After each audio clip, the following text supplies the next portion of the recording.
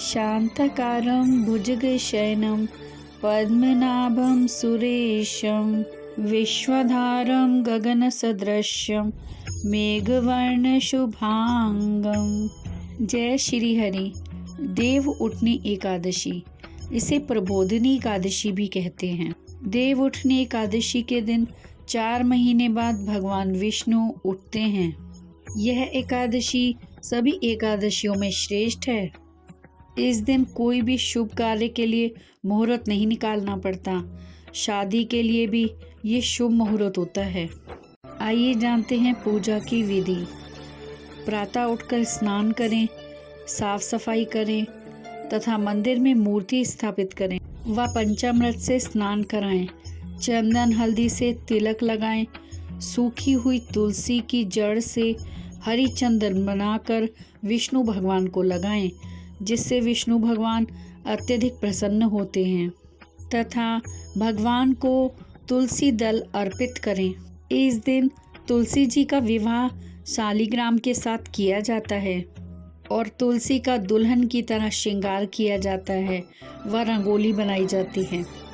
तुलसी के आगे घी का दीपक जलाएं व तुलसी चालीसा पढ़ें तथा तुलसी की आरती करें। देव उठनी एकादशी का व्रत 23 नवंबर को किया जाएगा तथा इसका पारण समय 24 नवंबर को प्रातः 6 बजे से 8:13 तक है। दीपावली के पश्चात कार्तिक शुक्ला एकादशी को देवोत्थान होता है। इस दिन सारे घर को लीप पोत कर साफ करना चाहिए। आंगन में मिट्टी या खड़िया से रंगोली बनानी चाहिए। आंगन के बीचों बीच या फिर एक ओखली में गेरू से चित्र बनाकर पूड़ी, पकवान, मिष्ठान, बेर, सिंघाड़े, ऋतुफल और गन्ना उस स्थान पर रखकर एक परात से ढक दिया जाता है तथा एक दीपक भी जला दिया जाता है। रात्रि में परिवार के सभी सदस्य देवताओं की भगवान विष्णु सहित पूजा और भजन कीर्तन करते हैं। इसके साथ ही घड़ियाल बजाकर या थाली बजाकर इस प्रकार कहें, उठो देवा बैठो देवा, आंगुरिया चटकाओ देवा। जिन दंपतियों के कन्या नहीं है वे तुलसी का विवाह करके कन्यादान का पुण्य प्राप्त करते हैं। यह शास्त्रों की आज्ञा है। देव उठनी एकादशी की कथा। नारद जी ने जगत पिता ब्रह्मा जी से पूछा, हे पितामह, कार्तिक के शुक्ल पक्ष की एकादशी को भगवान विष्णु 4 मास के शयन के पश्चात उठते हैं। इस एकादशी का क्या नाम है, व्रत विधान तथा महत्व है, कृपा पूर्वक बतलाइए। ब्रह्मा जी बोले, हे देवर्षि नारद, इस एकादशी का नाम प्रबोधिनी एकादशी है। सभी पापों को हरने और पुण्य एवं मुक्तिदायिनी इस प्रबोधिनी एकादशी की महिमा अनंत है। पृथ्वी पर गंगा की प्रभुता और समुद्रों तथा तीर्थों का प्रभाव तभी तक रहता है जब तक कार्तिक की विष्णु प्रबोधिनी एकादशी तिथि नहीं आती। मनुष्य को जो फल 1000 अश्वमेघ और 100 राजसूय यज्ञों से मिलता है, वही प्रबोधिनी एकादशी के व्रत से मिलता है। नारद जी कहने लगे, एक समय भोजन करने, रात्रि को भोजन करने तथा पूरे उपवास करने से क्या क्या फल मिलता है, सो मुझे समझाइए। ब्रह्मा जी बोले, हे पुत्र नारद, एक बार भोजन करने से 1 जन्म और रात्रि को भोजन करने से 2 जन्मों तथा पूरे दिन उपवास करने से 7 जन्मों के पाप नष्ट हो जाते हैं। जो वस्तु ना मिल सके और दिखाई ना दे सके, वह भी हरि प्रबोधिनी एकादशी का व्रत करने से प्राप्त हो जाती है।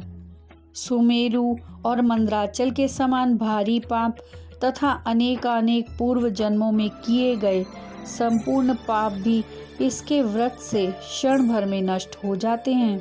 विधि पूर्वक थोड़ा सा पुण्य कर्म भी बहुत फल देता है, परंतु विधि रहित चाहे अधिक किया जाए तो भी उसका फल कुछ भी नहीं मिलता। संध्या ना करने वाले, नास्तिक, धर्मशास्त्रों को दूषित करने वाले, पाप कर्मों में रत, धोखा देने वाले, ये सब चांडाल के समान हैं। जो विधवा अथवा सधवा ब्राह्मणी का भोग करता है उसका कुल नष्ट हो जाता है, पर स्त्रीगामी के संतान नहीं होती और उसके पूर्व जन्मों के संचित श्रेष्ठ कर्म भी नष्ट हो जाते हैं। जो गुरु और ब्राह्मणों से अहंकार युक्त बात करता है वह भी धन और संतान से हीन होता है। दुष्ट और नीच पुरुष की सेवा या संगति से प्राप्त हुए समस्त पाप भी हरि प्रबोधिनी एकादशी के व्रत से नष्ट हो जाते हैं। हे नारद, जो मनुष्य अपने मन में हरि प्रबोधिनी एकादशी व्रत करने का संकल्प मात्र करते हैं उनके 100 जन्मों के पाप नष्ट हो जाते हैं, और जो रात्रि जागरण करते हैं उनकी आने वाली 10,000 पीढ़ियां स्वर्ग में जाती हैं। ब्रह्मा जी ने आगे कहा, इस संसार में जितने भी तीर्थ हैं उन सब के स्नान आदि से जो फल प्राप्त होता है वो इस व्रत को करने से मिलता है। जिसने एक बार भी इसका व्रत किया है वही मोक्ष का अधिकारी हो जाता है। मन, क्रम, वचन तीनों प्रकार के पाप इस रात्रि को केवल जागरण मात्र से नष्ट हो जाते हैं।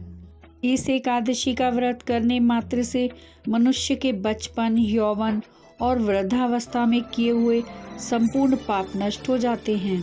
इस रात्रि में जागरण करने का फल चंद्र ग्रहण अथवा सूर्य ग्रहण के समय पुष्कर में स्नान करने से 1000 गुना अधिक है। जो मनुष्य प्रबोधिनी एकादशी का व्रत नहीं करते उनके सब पुण्य व्यर्थ हैं। अतः हे नारद, तुमको भी विधि पूर्वक यत्न के साथ इस व्रत को अवश्य करना चाहिए। हे देवर्षि नारद, अब मैं तुमसे एक अत्यंत गूढ़ रहस्य की बात बताता हूँ। कार्तिक मास में भगवान दान पुण्य से उतने प्रसन्न नहीं होते जितने श्रद्धा पूर्वक शास्त्रों की कथा सुनने से होते हैं।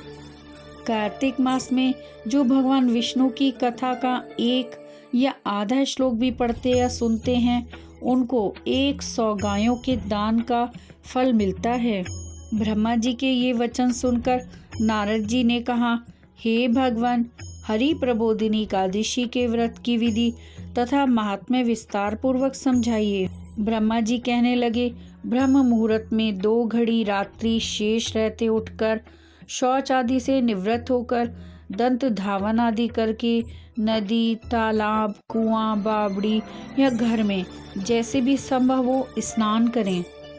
फिर भगवान की पूजा करके कथा सुने और व्रत का नियम ग्रहण करें।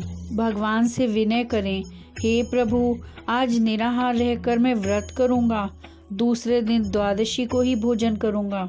अतएव आप मेरे और मेरे परिवार की रक्षा कीजिए।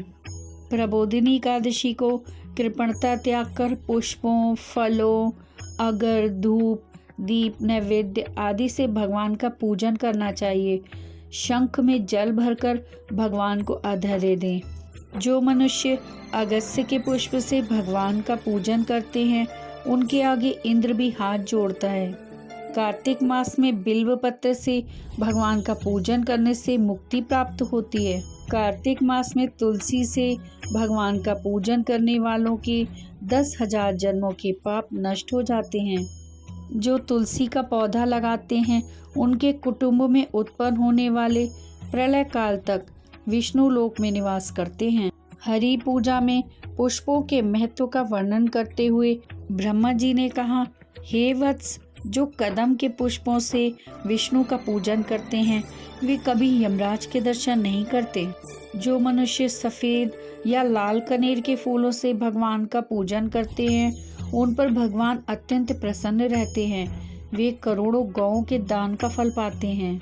जो शमी के पत्र से अथवा चंपा के फूलों से भगवान का पूजन करते हैं वे मनुष्य फिर संसार में नहीं आते।